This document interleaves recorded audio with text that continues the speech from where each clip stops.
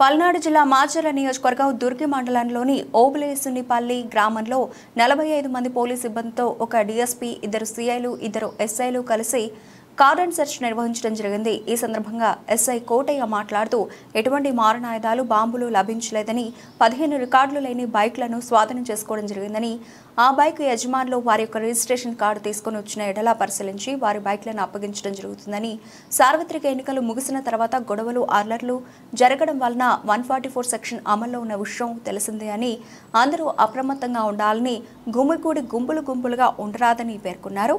ఎవరైనా అసాంఘిక చర్యలకు పాల్పడితే ఎవరిని ఉపేక్షించేది లేదని, అలా చేసిన ఎడల కఠినమైన చర్యలు తీసుకోవడం జరుగుతుందని హెచ్చరించారు.